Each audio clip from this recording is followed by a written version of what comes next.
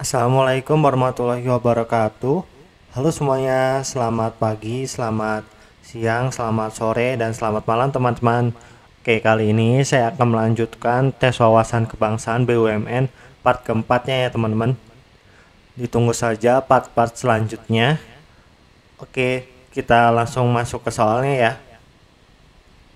Ini soal pertama, silakan teman-teman coba terlebih dahulu.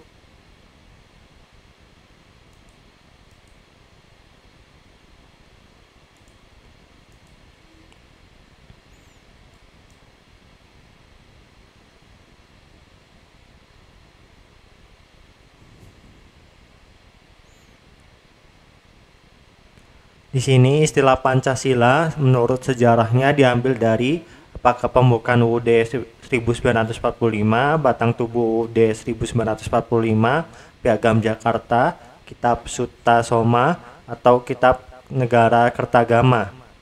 Ini jawabannya adalah E ya. Istilah Pancasila sebenarnya pertama kali ditemukan dalam Kitab Negara Kertagama karangan Empu Prapanca di zaman Kerajaan Majapahit pada abad ke-14. Oke, lanjut nomor 2.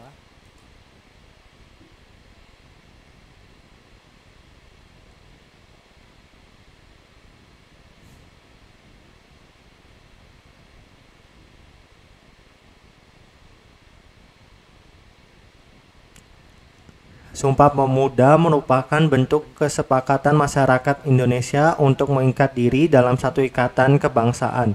Generasi muda mempunyai kewajiban moral untuk menjaga konsensus tersebut. Apabila generasi muda berkomitmen menjaga kesepakatan, akan memberikan dampak positif bagi keberlangsungan bangsa dan negara.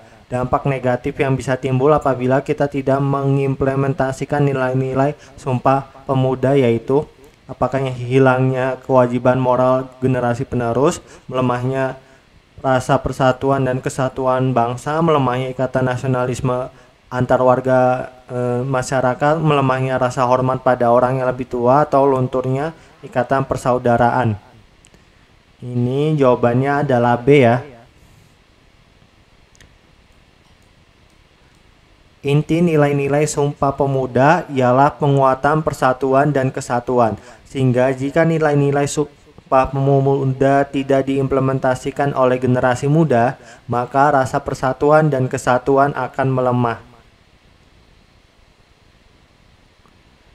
Oke, lanjut nomor 3.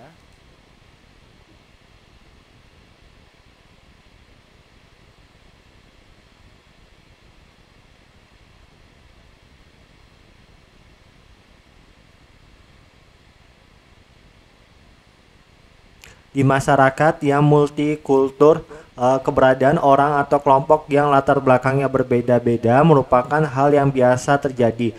Keberagaman kepentingan tersebut dapat menjadi salah satu faktor yang dapat memperkokoh persatuan NKRI, karena apakah persatuan dan kesatuan harus tetap diutamakan meskipun kepentingan yang berbeda-beda. Kepentingan yang beragam dapat dengan mudah memunculkan konflik horizontal. Kepentingan dan persatuan bangsa merupakan hal yang mustahil yang akan terjadi di negara multikultural. Keberagaman kepentingan dan tujuan akan semakin menguatkan prinsip demokrasi. Perbedaan kepentingan dan golongan menjadi penyebab utama sulitnya tercapainya persatuan. Ini jawabannya D ya. Karena salah satu prinsip demokrasi ialah mengakomodir segala bentuk kepentingan dan tujuan yang dapat memajukan NKRI.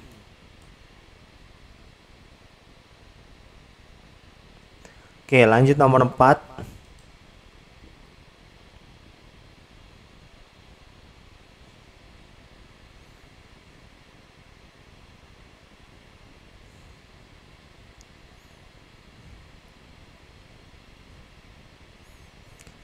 Mengembangkan sikap kegotong royongan dalam upaya peningkatan ekonomi yang berkeadilan merupakan salah satu bentuk perwujudan Pancasila. Sila ke apakah 1, 2, 3, 4, 5? Ini 5 ya teman-teman.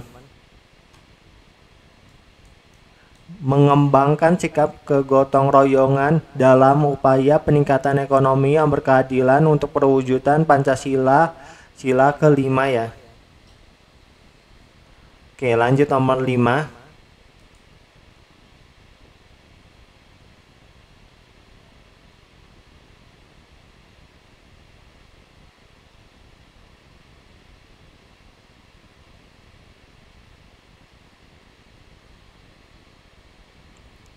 Oke, di sini krisis nasionalisme menjadi isu penting yang terjadi di Indonesia. Faktanya banyak warga Indonesia hilang akan rasa nasionalisme, seperti apakah hafal akan lirik lagu kebangsaan Indonesia dan beberapa lagu daerah, meningkatnya kerjasama hubungan diplomatik dengan negara lain, tingginya angka pengangguran di Indonesia sehingga mulai dari SD sampai sarjana, sikap individualisme pada masing-masing warga akibat pengaruh globalisasi atau meningkatnya konflik hubungan Rusia dan Ukraina. Ini jawabannya adalah D ya. Contohnya hilang nasionalisme di Indonesia adalah sikap individualisme yang banyak terjadi di kota besar. Tidak semua, namun banyak yang sudah melupakan apa itu gotong royong. Oke, lanjut nomor 6.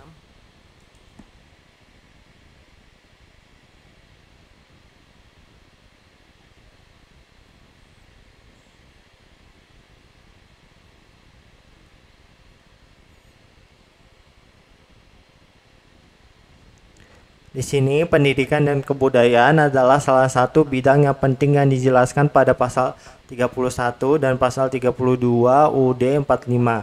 Alasan mengapa pendidikan dan kebudayaan mendapat perhatian khusus dalam konstitusi adalah apakah kemajuan sebuah bangsa sangat bergantung oleh pendidikan. Kemajuan peradaban suatu negara dipengaruhi keanekaragaman budaya. Pendidikan memiliki peran penting dalam kemajuan negara agar bisa bersaing di dunia internasional. Kebudayaan menjadi penentu dalam kemajuan sebuah negara, atau pendidikan dan kebudayaan berperan penting dalam proses pembangunan sebuah peradaban suatu negara. Ini jawabannya adalah E ya. Oke, lanjut nomor 7.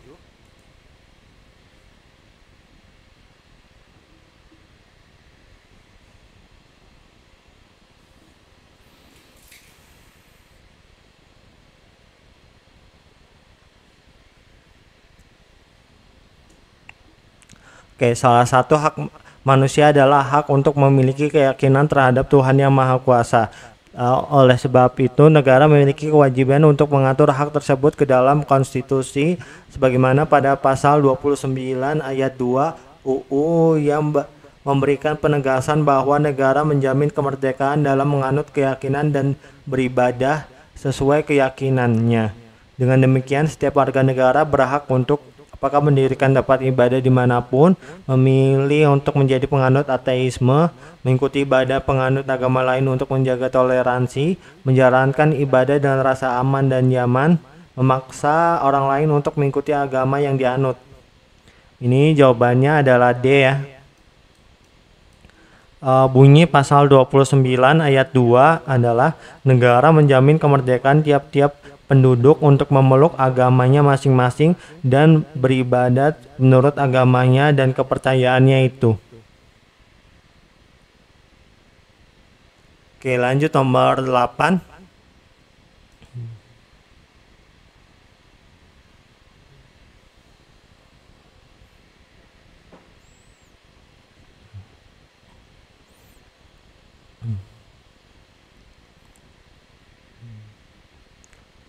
Di sini pemilu adalah sarana pelaksanaan kedaulatan rakyat yang dilakukan secara langsung, umum, bebas, rahasia, jujur, dan adil. Dalam negara kesatuan Indonesia berdasarkan Pancasila dan Undang-Undang Dasar Negara Republik Indonesia 1945. Pada kenyataannya menjelang pemilu atau pilkada, banyak oknum-oknum calon yang melakukan kampanye dengan cara membagikan uang secara sembunyi-sembunyi. Hal ini menciderai nilai Pancasila yang menjadi dasar pemilu atau pilkada itu sendiri, karena dapat memecah persatuan dan kesatuan, menyalahi semangat demokrasi kerakyatan, menyalahi nilai-nilai kemanusiaan, tidak sejalan dengan pokok keimanan di Indonesia, atau menyalahi unsur kesamaan hak dan kewajiban. Ini jawabannya B ya teman-teman. Demokrasi kerakyatan diwujudkan dalam pemilihan baik presiden maupun wakil rakyat secara langsung, sehingga penyalahan aturan pemilu atau pilkada merupakan sikap yang menyalahi semangat demokrasi kerakyatan. Hal ini juga merupakan pelanggaran sila keempat Pancasila yang memuat nilai demokrasi kerakyatan. Oke, lanjut nomor 9.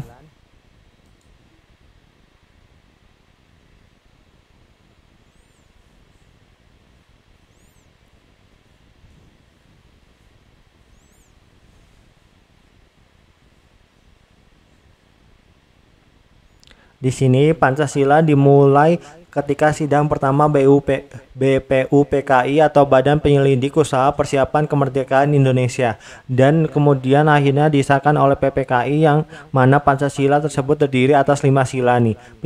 Penyimpangan sila Pancasila dengan simbol rantai adalah pada perilaku di bawah ini, kecuali memberikan perlakuan yang berbeda terhadap kaum minoritas dan mayoritas, atau memaksakan pendapat pribadi karena bermanfaat bagi persatuan bangsa, bersikap acuh tak acuh pada permasalahan global, mewujudkan negara yang mandiri tanpa peran bangsa lain dalam semua sektor ya, tidak menunjukkan sikap empati saat ada tetangga yang ditimpa musibah. Ini jawabannya adalah B ya. Sila dengan lambang rantai adalah sila kedua Pancasila, sedangkan sikap memaksakan pendapat pribadi karena bermanfaat bagi persatuan bangsa merupakan sikap yang bertentangan dengan sila keempat Pancasila.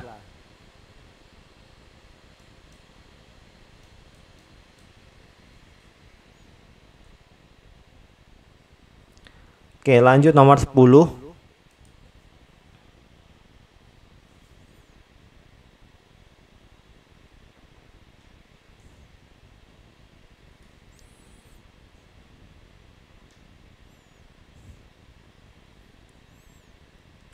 Nih, Pancasila sebagai ideologi terbuka harus bersifat apakah reformatif dan dinamis, kaku dan egaliter, statis dan egaliter, terbatas dan memaksa, otoriter dan tertutup. Ini jawabannya adalah A ya. Pancasila sebagai ideologi terbuka harus bersifat reformatif dan dinamis. Hal ini berarti Pancasila harus bisa mengikuti perkembangan zaman. Oke, lanjut nomor 11.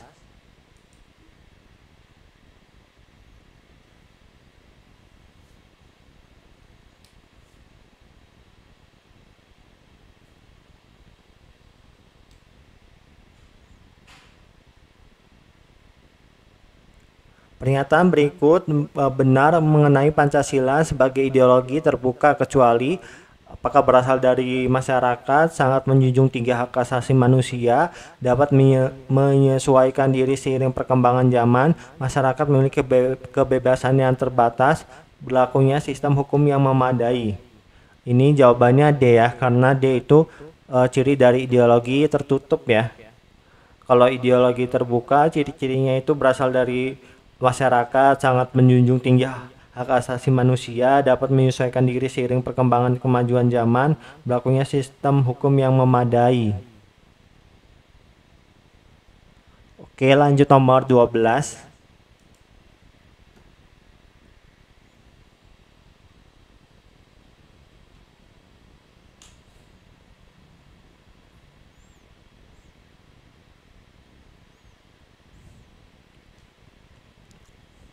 Salah satu hak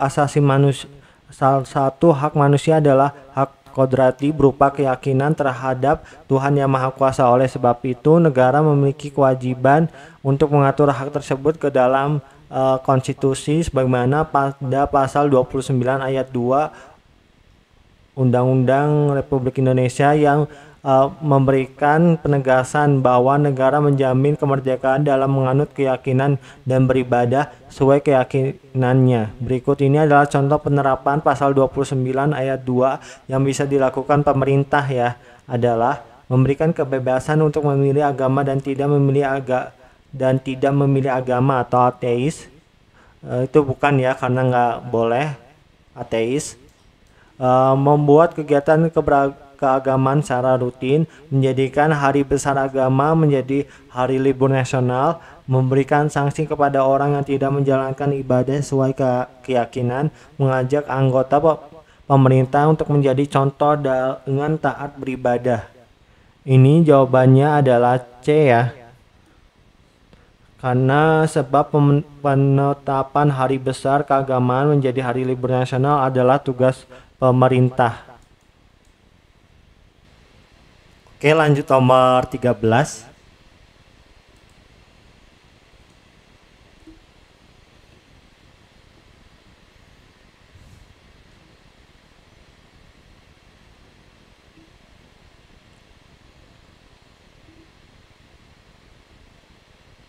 Nih, salah satu ancaman ketahanan nasional di bidang ideologi dan politik adalah pesta demokrasi, yaitu pemilu tahun 2024. Hal tersebut dikarenakan pemilu rentan mengakibatkan perbedaan pandangan politik yang berujung kepada terpecahnya masyarakat menjadi beberapa kubu seperti yang terjadi pada pemilu 2019.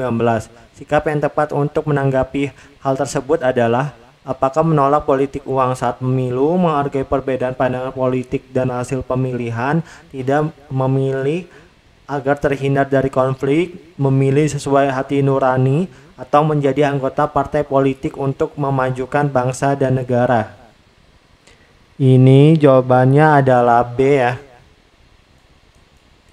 Kata kunci dari soal adalah perbedaan pandangan politik saat pemilu. Oleh sebab itu, hal yang tepat untuk menumbuhkan sikap menghargai perbedaan dan menghargai hasil pemilihan sesuai dengan Pancasila, yaitu sila keempat. Oke, lanjut nomor 14.